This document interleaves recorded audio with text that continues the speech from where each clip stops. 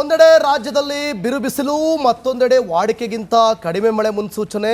ಈಗಾಗಲೇ ರಾಜ್ಯದ ಹಲವೆಡೆ ಜೀವಜಲಕ್ಕೆ ಹಾಹಾಕಾರ ಶುರುವಾಗಿದೆ.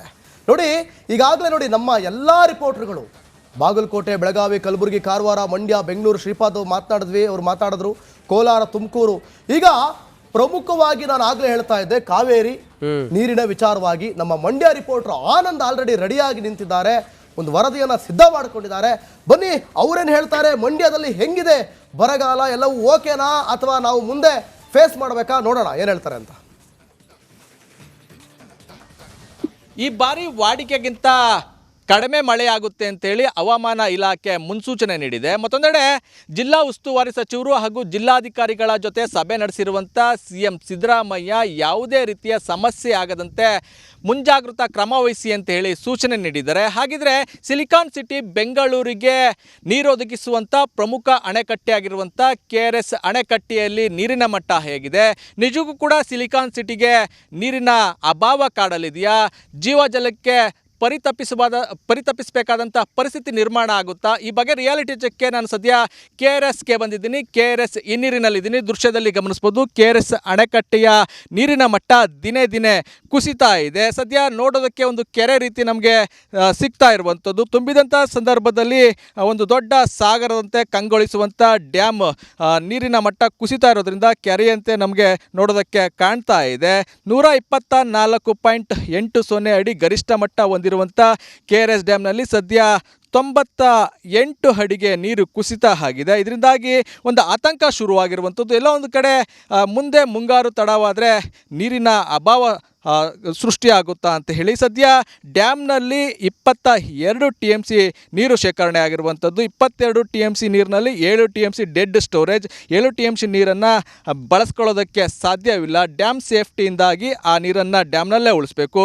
ಸದ್ಯ 14 TMC ನೀರನ್ನು ಮಾತ್ರ ಬಳಸ್ಕೊಳ್ಳೋದಕ್ಕೆ ಲಭ್ಯ ಇರುವಂಥದ್ದು. ಈ ನೀರಿನಲ್ಲಿ ಕೃಷಿಗೆ ನೀರು ಕೊಡಬೇಕು. ಸಾಕಷ್ಟು ಬೆಳೆಗಳು ಬೆಳೆದಿರುವಂಥದ್ದು. ಜೊತೆಗೆ 30ನೇ ತಾರೀಕಿನವರೆಗೂ ಕೂಡ ಕಟ್ಟು ಪದ್ಧತಿಯಲ್ಲಿ ನೀರು ಕೊಡ್ತೀವಿ ಅಂತ ನೀರಾವರಿ ಇಲಾಖೆ ಈಗಾಗಲೇ ಘೋಷಣೆ ಮಾಡಿರುವಂಥದ್ದು. ಅದ್ರ ಜೊತೆಗೆ ಮೇನಲ್ಲಿ ಬೆಳೆ ಒಣಗಿದ್ರೆ ಜೊತೆಗೆ ಕೆರೆಗಳನ್ನು ನೀರು ತುಂಬಿಸೋದಕ್ಕೆ ನೀರನ್ನ ಬಿಡಬೇಕಾದಂಥ ಅನಿವಾರ್ಯತೆ ಇರುವಂಥದ್ದು. ಹಾಗಾಗಿ ಆಗಲೂ ಕೂಡ ನೀರನ್ನು ಕೊಡಬೇಕು. ಹಾಗಾಗಿ ಒಂದೆಡೆ ಬೆಂಗಳೂರಿಗೂ ನೀರು ಕೊಡಬೇಕಾಗಿರೋದ್ರಿಂದ ಈ 14 TMCಯಲ್ಲಿ ಮೇ ಅಂತ್ಯದವರೆಗೂ ಕೂಡ ನೀರನ್ನು ಯಾವುದೇ ರೀತಿಯ ಸಮಸ್ಯೆ ಆಗದಂತೆ ಕೊಡ್ಬೋದು. ಆದರೆ ಮುಂಗಾರು ಜೂನ್ ಮೊದಲ ವಾರದಲ್ಲೇ ಆರಂಭ ಆಗಲಿಲ್ಲ ಅಂದರೆ ಆಗ ನಿಜಕ್ಕೂ ಕೂಡ ಸಿಲಿಕಾನ್ ಸಿಟಿಗೂ ಕೂಡ ನೀರಿನ ಹಾಕಾರ ತಟ್ಟಲಿದೆ. ಅದು ದೊಡ್ಡ ಒಂದು ಭೀತಿಗೆ ಒಂದು ಕಾರಣ ಆಗಿರುವಂಥದ್ದು. ಯಾಕೆಂದರೆ ಈಗಾಗಲೇ ಮುಂಗಾರು ಏನಾದ್ರು ತಡ ಆಯಿತು ಅಂತ ಹೇಳಿದ್ರೆ ಅಥವಾ ಈಗಾಗಲೇ ಹವಾಮಾನ ಇಲಾಖೆ ವಾಡಿಕೆಗಿಂತ ಕಡಿಮೆ ಮಳೆ ಆಗುತ್ತೆ ಅಂತ ಹೇಳಿರೋದ್ರಿಂದ ಒಂದು ಆತಂಕ ಸಹಜವಾಗಿರುವಂಥದ್ದು. ಜನರು ಕೂಡ ಈಗಲಿಂದಲೇ ಎಚ್ಚೆತ್ತುಕೊಳ್ಬೇಕು. ನೀರನ್ನು ಮಿತವಾಗಿ ಬಳಸ್ಕೊಳ್ಳೋದಕ್ಕೆ ಈಗಲಿಂದನೇ ಶುರು ಮಾಡಬೇಕು. ಅದರ ಜೊತೆಗೆ ಮುಂಗಾರು ತಡ ಆಯಿತು ಅಂದರೆ ಖಂಡಿತವಾಗ್ಲೂ ಕುಡಿಯುವ ನೀರಿಗೆ, ಕಾವೇರಿ ನೀರಿಗೆ ಜೂನ್ನಲ್ಲಿ ಸಮಸ್ಯೆ ಆಗುವಂಥ ಸಾಧ್ಯತೆ ಇದೆ. ಕ್ಯಾಮ್ರಾಮನ್ ಇನ್ನೋ ಜೊತೆ ಆನಂದ್, ರಿಪಬ್ಲಿಕ್ ಕನ್ನಡ, ಮಂಡ್ಯ. ಇದು ಮಂಡ್ಯದ ವಿಚಾರವಾದರೆ ಬೇರೆ ಬೇರೆ ಜಿಲ್ಲೆಗಳಲ್ಲಿ ಪರಿಸ್ಥಿತಿ ಹೇಗಿದೆ ಅನ್ನೋದ್ರ ಬಗ್ಗೆ ಇವತ್ತು ಇಡೀ ದಿನ ರಿಪಬ್ಲಿಕ್ ಕನ್ನಡ ಆ ಜಿಲ್ಲೆಗಳ ವಾಸ್ತವವನ್ನು ನಿಮಗೆ ತೆರೆದಿಡುವಂಥ ಪ್ರಯತ್ನವನ್ನು ಮಾಡುತ್ತೆ. ಆ ಮೂಲಕ ಸರ್ಕಾರಕ್ಕೆ ನಾವು ಮುಂಜಾಗ್ರತೆ ನೀವು ವಹಿಸಬೇಕು ಅನ್ನೋದನ್ನು ಹೇಳ್ತಾ ಇದ್ದೀವಿ. ಆ ಮೂಲಕ ಎಚ್ಚರಿಸ್ತಾ ಇದ್ದೀವಿ. ಇದು ಗಂಭೀರ ವಿಚಾರ, ಇದು ಸೂಕ್ಷ್ಮ ವಿಚಾರ, ಇದು ನಾವು ಕುಡಿಯೋ ನೀರಿನ ವಿಚಾರ, ಇದು ನಾವು ತಿನ್ನೋ ಅನ್ನದ ವಿಚಾರ. ನೀವು ಇನ್ನಾದರೂ ಕೂಡ ಎಚ್ಚೆತ್ತುಕೊಂಡು, ಮಾನ್ಯ ಮುಖ್ಯಮಂತ್ರಿಗಳೇ, ಮುಗೀತು ತಮಿಳುನಾಡಿನ ಎಲೆಕ್ಷನ್ ಮುಗೀತು, ಇನ್ನೇನಿದ್ರು ಕೂಡ ನಮ್ಮ ರಾಜ್ಯದ ವಿಚಾರ ನೋಡಿ, ನೀವು ಮುಖ್ಯಮಂತ್ರಿ ಆಗ್ತೀರಿ, ನೀವು ಒಳ್ಳೆ ಕೆಲಸ ಮಾಡಿದರೆ ರೈತರ ಬೆನ್ನೆಲುಬಾಗಿ ನೀವಿದ್ರೆ ಖಂಡಿತವಾಗ್ಲೂ ಕೂಡ ರೈತ ನಿಮ್ಮನ್ನು ಕೈ ಹಿಡಿತಾನೆ. ಮುಂದಿನ ಸುದ್ದಿ ಈಗ ನೋಡೋಣ ದಿವಿತ್. ಒಂದೆಡೆ ರಾಜ್ಯದಲ್ಲಿ ಬಿರುಬಿಸಿಲು, ಮತ್ತೊಂದೆಡೆ ವಾಡಿಕೆಗಿಂತ ಕಡಿಮೆ ಮಳೆ ಮುನ್ಸೂಚನೆ. ಈಗಾಗಲೇ ರಾಜ್ಯದ ಹಲವೆಡೆ ಜೀವಜಲಕ್ಕೆ ಹಾಹಾಕಾರ ಶುರುವಾಗಿದೆ. ನೋಡಿ, ಈಗಾಗಲೇ ನೋಡಿ ನಮ್ಮ ಎಲ್ಲ ರಿಪೋರ್ಟರ್ಗಳು ಬಾಗಲಕೋಟೆ, ಬೆಳಗಾವಿ, ಕಲಬುರಗಿ, ಕಾರವಾರ, ಮಂಡ್ಯ, ಬೆಂಗಳೂರು, ಶ್ರೀಪಾದ್ ಅವ್ರು ಮಾತಾಡಿದ್ರು, ಕೋಲಾರ, ತುಮಕೂರು. ಈಗ ಪ್ರಮುಖವಾಗಿ ನಾನು ಆಗಲೇ ಹೇಳ್ತಾ ಇದ್ದೆ, ಕಾವೇರಿ ನೀರಿನ ವಿಚಾರವಾಗಿ ನಮ್ಮ ಮಂಡ್ಯ ರಿಪೋರ್ಟರ್ ಆನಂದ್ ಆಲ್ರೆಡಿ ರೆಡಿಯಾಗಿ ನಿಂತಿದ್ದಾರೆ, ಒಂದು ವರದಿಯನ್ನು ಸಿದ್ಧ ಮಾಡಿಕೊಂಡಿದ್ದಾರೆ. ಬನ್ನಿ, ಅವರೇನು ಹೇಳ್ತಾರೆ, ಮಂಡ್ಯದಲ್ಲಿ ಹೆಂಗಿದೆ ಬರಗಾಲ, ಎಲ್ಲವೂ ಓಕೆನಾ ಅಥವಾ ನಾವು ಮುಂದೆ ಫೇಸ್ ಮಾಡಬೇಕಾ, ನೋಡೋಣ ಏನು ಹೇಳ್ತಾರೆ ಅಂತ. ಈ ಬಾರಿ ವಾಡಿಕೆಗಿಂತ ಕಡಿಮೆ ಮಳೆಯಾಗುತ್ತೆ ಅಂತೇಳಿ ಹವಾಮಾನ ಇಲಾಖೆ ಮುನ್ಸೂಚನೆ ನೀಡಿದೆ. ಮತ್ತೊಂದೆಡೆ ಜಿಲ್ಲಾ ಉಸ್ತುವಾರಿ ಸಚಿವರು ಹಾಗೂ ಜಿಲ್ಲಾಧಿಕಾರಿಗಳ ಜೊತೆ ಸಭೆ ನಡೆಸಿರುವಂಥ CM ಸಿದ್ದರಾಮಯ್ಯ ಯಾವುದೇ ರೀತಿಯ ಸಮಸ್ಯೆ ಆಗದಂತೆ ಮುಂಜಾಗ್ರತಾ ಕ್ರಮ ವಹಿಸಿ ಅಂತ ಹೇಳಿ ಸೂಚನೆ ನೀಡಿದ್ದಾರೆ. ಹಾಗಿದ್ರೆ ಸಿಲಿಕಾನ್ ಸಿಟಿ ಬೆಂಗಳೂರಿಗೆ ನೀರೊದಗಿಸುವಂಥ ಪ್ರಮುಖ ಅಣೆಕಟ್ಟೆ ಆಗಿರುವಂಥ KRS ಅಣೆಕಟ್ಟೆಯಲ್ಲಿ ನೀರಿನ ಮಟ್ಟ ಹೇಗಿದೆ? ನಿಜಕ್ಕೂ ಕೂಡ ಸಿಲಿಕಾನ್ ಸಿಟಿಗೆ ನೀರಿನ ಅಭಾವ ಕಾಡಲಿದೆಯಾ?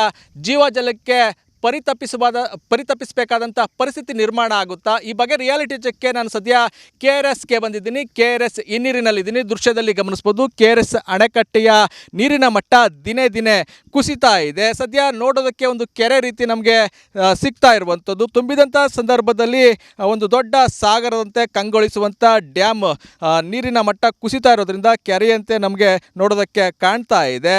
124.80 ಅಡಿ ಗರಿಷ್ಠ ಮಟ್ಟ ಹೊಂದಿರುವಂಥ KRS ಡ್ಯಾಮ್ನಲ್ಲಿ ಸದ್ಯ 98 ಅಡಿಗೆ ನೀರು ಕುಸಿತ ಆಗಿದೆ. ಇದರಿಂದಾಗಿ ಒಂದು ಆತಂಕ ಶುರುವಾಗಿರುವಂಥದ್ದು. ಎಲ್ಲ ಒಂದು ಕಡೆ ಮುಂದೆ ಮುಂಗಾರು ತಡವಾದರೆ ನೀರಿನ ಅಭಾವ ಸೃಷ್ಟಿಯಾಗುತ್ತಾ ಅಂತ ಹೇಳಿ ಸದ್ಯ ಡ್ಯಾಮ್ನಲ್ಲಿ 22 TMC ನೀರು ಶೇಖರಣೆ ಆಗಿರುವಂಥದ್ದು. 22 TMC ನೀರಿನಲ್ಲಿ 7 TMC ಡೆಡ್ ಸ್ಟೋರೇಜ್. 7 TMC ನೀರನ್ನು ಬಳಸ್ಕೊಳ್ಳೋದಕ್ಕೆ ಸಾಧ್ಯವಿಲ್ಲ. ಡ್ಯಾಮ್ ಸೇಫ್ಟಿಯಿಂದಾಗಿ ಆ ನೀರನ್ನು ಡ್ಯಾಮ್ನಲ್ಲೇ ಉಳಿಸ್ಬೇಕು. ಸದ್ಯ 14 TMC ನೀರನ್ನು ಮಾತ್ರ ಬಳಸ್ಕೊಳ್ಳೋದಕ್ಕೆ ಲಭ್ಯ ಇರುವಂಥದ್ದು. ಈ ನೀರಿನಲ್ಲಿ ಕೃಷಿಗೆ ನೀರು ಕೊಡಬೇಕು. ಸಾಕಷ್ಟು ಬೆಳೆಗಳು ಬೆಳೆದಿರುವಂಥದ್ದು. ಜೊತೆಗೆ 30ನೇ ತಾರೀಕಿನವರೆಗೂ ಕೂಡ ಕಟ್ಟು ಪದ್ಧತಿಯಲ್ಲಿ ನೀರು ಕೊಡ್ತೀವಿ ಅಂತ ನೀರಾವರಿ ಇಲಾಖೆ ಈಗಾಗಲೇ ಘೋಷಣೆ ಮಾಡಿರುವಂಥದ್ದು. ಅದ್ರ ಜೊತೆಗೆ ಮೇನಲ್ಲಿ ಬೆಳೆ ಒಣಗಿದ್ರೆ ಜೊತೆಗೆ ಕೆರೆಗಳನ್ನು ನೀರು ತುಂಬಿಸೋದಕ್ಕೆ ನೀರನ್ನ ಬಿಡಬೇಕಾದಂಥ ಅನಿವಾರ್ಯತೆ ಇರುವಂಥದ್ದು. ಹಾಗಾಗಿ ಆಗಲೂ ಕೂಡ ನೀರನ್ನು ಕೊಡಬೇಕು. ಹಾಗಾಗಿ ಒಂದೆಡೆ ಬೆಂಗಳೂರಿಗೂ ನೀರು ಕೊಡಬೇಕಾಗಿರೋದ್ರಿಂದ ಈ 14 TMCಯಲ್ಲಿ ಮೇ ಅಂತ್ಯದವರೆಗೂ ಕೂಡ ನೀರನ್ನು ಯಾವುದೇ ರೀತಿಯ ಸಮಸ್ಯೆ ಆಗದಂತೆ ಕೊಡ್ಬೋದು. ಆದರೆ ಮುಂಗಾರು ಜೂನ್ ಮೊದಲ ವಾರದಲ್ಲೇ ಆರಂಭ ಆಗಲಿಲ್ಲ ಅಂದರೆ ಆಗ ನಿಜಕ್ಕೂ ಕೂಡ ಸಿಲಿಕಾನ್ ಸಿಟಿಗೂ ಕೂಡ ನೀರಿನ ಹಾಕಾರ ತಟ್ಟಲಿದೆ. ಅದು ದೊಡ್ಡ ಒಂದು ಭೀತಿಗೆ ಒಂದು ಕಾರಣ ಆಗಿರುವಂಥದ್ದು. ಯಾಕೆಂದರೆ ಈಗಾಗಲೇ ಮುಂಗಾರು ಏನಾದ್ರು ತಡ ಆಯಿತು ಅಂತ ಹೇಳಿದ್ರೆ ಅಥವಾ ಈಗಾಗಲೇ ಹವಾಮಾನ ಇಲಾಖೆ ವಾಡಿಕೆಗಿಂತ ಕಡಿಮೆ ಮಳೆ ಆಗುತ್ತೆ ಅಂತ ಹೇಳಿರೋದ್ರಿಂದ ಒಂದು ಆತಂಕ ಸಹಜವಾಗಿರುವಂಥದ್ದು. ಜನರು ಕೂಡ ಈಗಲಿಂದಲೇ ಎಚ್ಚೆತ್ತುಕೊಳ್ಬೇಕು. ನೀರನ್ನು ಮಿತವಾಗಿ ಬಳಸ್ಕೊಳ್ಳೋದಕ್ಕೆ ಈಗಲಿಂದನೇ ಶುರು ಮಾಡಬೇಕು. ಅದರ ಜೊತೆಗೆ ಮುಂಗಾರು ತಡ ಆಯಿತು ಅಂದರೆ ಖಂಡಿತವಾಗ್ಲೂ ಕುಡಿಯುವ ನೀರಿಗೆ, ಕಾವೇರಿ ನೀರಿಗೆ ಜೂನ್ನಲ್ಲಿ ಸಮಸ್ಯೆ ಆಗುವಂಥ ಸಾಧ್ಯತೆ ಇದೆ. ಕ್ಯಾಮ್ರಾಮನ್ ಇನ್ನೋ ಜೊತೆ ಆನಂದ್, ರಿಪಬ್ಲಿಕ್ ಕನ್ನಡ, ಮಂಡ್ಯ. ಇದು ಮಂಡ್ಯದ ವಿಚಾರವಾದರೆ ಬೇರೆ ಬೇರೆ ಜಿಲ್ಲೆಗಳಲ್ಲಿ ಪರಿಸ್ಥಿತಿ ಹೇಗಿದೆ ಅನ್ನೋದ್ರ ಬಗ್ಗೆ ಇವತ್ತು ಇಡೀ ದಿನ ರಿಪಬ್ಲಿಕ್ ಕನ್ನಡ ಆ ಜಿಲ್ಲೆಗಳ ವಾಸ್ತವವನ್ನು ನಿಮಗೆ ತೆರೆದಿಡುವಂಥ ಪ್ರಯತ್ನವನ್ನು ಮಾಡುತ್ತೆ. ಆ ಮೂಲಕ ಸರ್ಕಾರಕ್ಕೆ ನಾವು ಮುಂಜಾಗ್ರತೆ ನೀವು ವಹಿಸಬೇಕು ಅನ್ನೋದನ್ನು ಹೇಳ್ತಾ ಇದ್ದೀವಿ. ಆ ಮೂಲಕ ಎಚ್ಚರಿಸ್ತಾ ಇದ್ದೀವಿ. ಇದು ಗಂಭೀರ ವಿಚಾರ, ಇದು ಸೂಕ್ಷ್ಮ ವಿಚಾರ, ಇದು ನಾವು ಕುಡಿಯೋ ನೀರಿನ ವಿಚಾರ, ಇದು ನಾವು ತಿನ್ನೋ ಅನ್ನದ ವಿಚಾರ. ನೀವು ಇನ್ನಾದರೂ ಕೂಡ ಎಚ್ಚೆತ್ತುಕೊಂಡು, ಮಾನ್ಯ ಮುಖ್ಯಮಂತ್ರಿಗಳೇ, ಮುಗೀತು ತಮಿಳುನಾಡಿನ ಎಲೆಕ್ಷನ್ ಮುಗೀತು, ಇನ್ನೇನಿದ್ರು ಕೂಡ ನಮ್ಮ ರಾಜ್ಯದ ವಿಚಾರ ನೋಡಿ, ನೀವು ಮುಖ್ಯಮಂತ್ರಿ ಆಗ್ತೀರಿ, ನೀವು ಒಳ್ಳೆ ಕೆಲಸ ಮಾಡಿದರೆ, ರೈತರ ಬೆನ್ನೆಲುಬಾಗಿ ನೀವಿದ್ದರೆ ಖಂಡಿತವಾಗ್ಲೂ ಕೂಡ ರೈತ ನಿಮ್ಮನ್ನು ಕೈ ಹಿಡಿತಾನೆ. ಮುಂದಿನ ಸುದ್ದಿ ಈಗ ನೋಡೋಣ ದಿವಿತ್.